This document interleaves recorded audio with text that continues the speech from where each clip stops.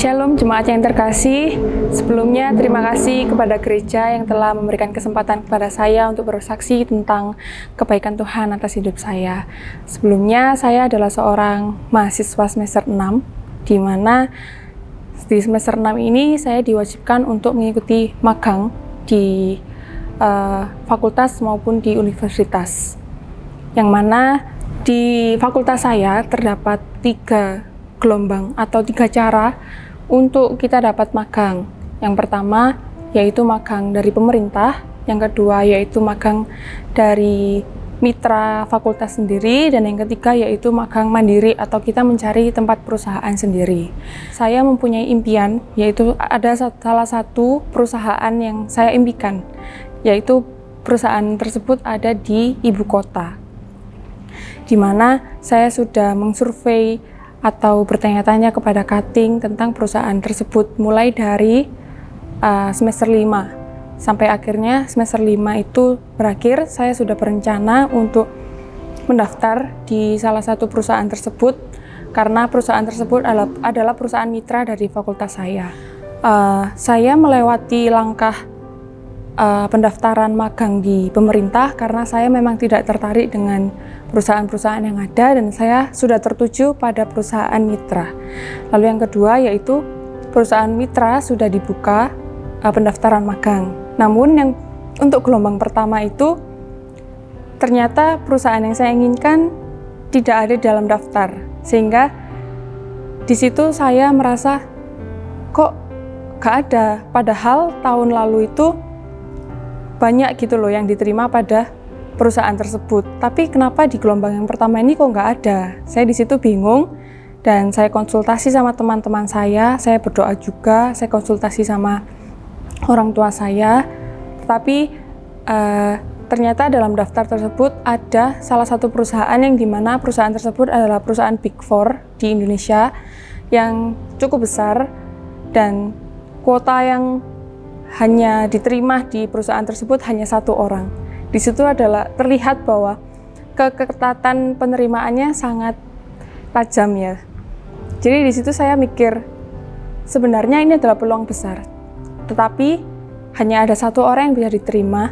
Apakah saya bisa? Saya seperti itu, dalam hati saya itu seperti itu. Tetapi melihat itu semua, saya teringat akan prinsip saya, yaitu saya lebih baik menyesal karena saya sudah mencoba daripada saya menyesal karena saya nggak pernah mencoba sama sekali. Nah di situ saya mendaftar di perusahaan yang Big Four tersebut yang mungkin saya tahu kuotanya hanya 1 orang. Selang 1 minggu setelah pendaftaran magang gelombang 1 itu selesai, pengumuman magang itu ada diberitakan di grup WA, dan ternyata sesuai dengan dugaan saya tidak lolos, saya tidak diterima di perusahaan ibu kota Big Four tersebut. Di situ saya masih bisa santai karena ya saya merasa ya itu bukan pilihan saya yang pertama, itu bukan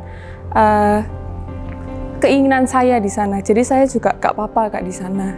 Lalu ternyata fakultas juga membuka pendaftaran magang gelombang 2, di mana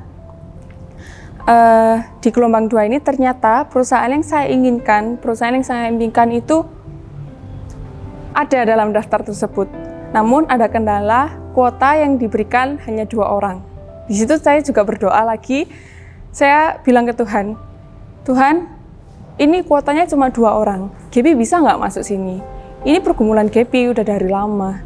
Gaby udah doakan dari lama, Gaby bisa nggak ya masuk sini? Gaby bilang ke Tuhan kayak gitu, dan Gaby juga cerita ke teman-teman, konsultasi kepada teman-teman, dan Gaby juga teringat sama prinsip saya yang pertama tadi.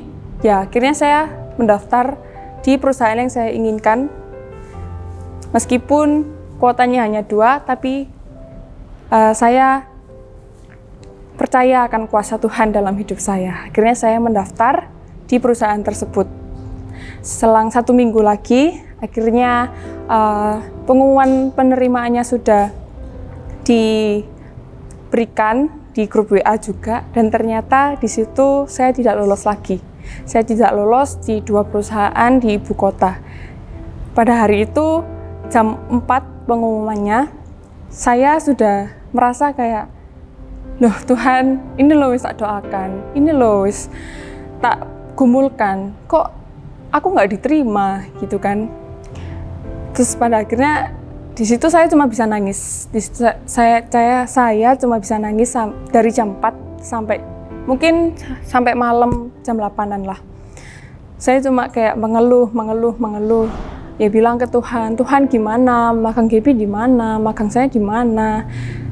Di situ kayak saya tuh kayak nggak punya pengharapan apa-apa karena saya bingung harus mendaftar magang di mana lagi, begitu kan. Sampai pada akhirnya saya menenangkan diri saya karena saya juga sudah capek menangis sampai mata saya sakit.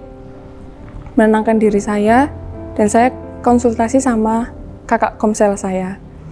Di mana kakak komsel saya tuh bilang, kamu sudah berusaha? Saya bilang, sudah kak. Kamu sudah berdoa? Saya bilang, sudah kak. Lalu kakak komsel saya bilang seperti ini, kamu sudah berusaha dan kamu sudah berdoa, berarti sekarang gilirannya Tuhan untuk bekerja dalam hidup kamu. Dari situ saya merasa, iya ya, benar.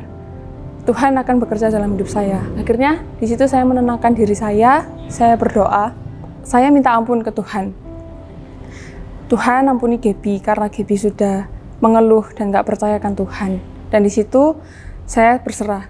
Tuhan, Gaby mau menyerahkan magang Gaby semester ini, tahun ini dalam tangan-Mu. Dimanapun Gaby berada nanti, di Malang maupun di luar kota, itu semua yang terbaik buat saya yang hanya daripada Tuhan. Dan beberapa waktu setelah saya berdoa, hati saya sudah tenang. Ada salah satu teman saya itu mengirimi saya kontak dari salah satu kantor di luar Malang dan menyuruh saya untuk menghubungi kontak tersebut. Akhirnya saya menghubungi kontak tersebut dan menanyakan apakah kantor tersebut membuka magang untuk mahasiswa semester 6. Dan ternyata kontak tersebut adalah kontak dari ownernya sendiri, dan di situ jawabannya adalah saya hanya dimintai kirim CV, tidak menjawab membuka magang atau tidak. Saya hanya dimintai untuk mengirim CV. Akhirnya saya mengirim CV saya, dan gak lama setelah itu akhirnya beliau bilang bahwa saya diterima karena CV saya, dan juga beliau langsung menjelaskan tentang pekerjaan di sana, situasi di sana. Mendengar kabar tersebut, saya tentu sebagai manusia saya sangat senang, dan kalau dibilang kaget, sangat kaget. Karena semudah itu Tuhan menolong saya, dari semua pergumulan saya terjawab dalam 1 hari. Dan itu adalah pertolongan Tuhan yang akan selalu saya ingat, dan akan saya bagikan kepada jemaat sekalian. Berserah itu bukan berarti kita putus asa ataupun kalah, tetapi berserah itu menyerahkan semuanya, masa depan kita maupun apapun itu ke dalam tangan Tuhan. Biar Tuhan yang memberikan yang seharusnya kita terima kepada kita. Mungkin ada salah satu ayat yang langsung memberikan saya berkat di Amsal 19 ayat 21 yang berkata, banyaklah rancangan di hati manusia, tetapi keputusan Tuhanlah yang terlaksana. Ayat tersebut sangat relate dengan keadaan saya yang saat itu. Saya boleh berharap kepada perusahaan ini, saya boleh bergumul pada perusahaan ini, tapi rencana Tuhan yang paling baik dalam hidup saya. Mungkin jika saat ini ada teman-teman atau jemaat sekalian yang mengalami hal yang sama seperti saya, mempunyai pergumulan yang sama, saya mau bilang bahwa berusahalah, berdoalah, dan berserah. Serahkan semuanya ke dalam tangan Tuhan, dan Tuhan akan memberikan semuanya kepada kita yang terbaik bagi Tuhan.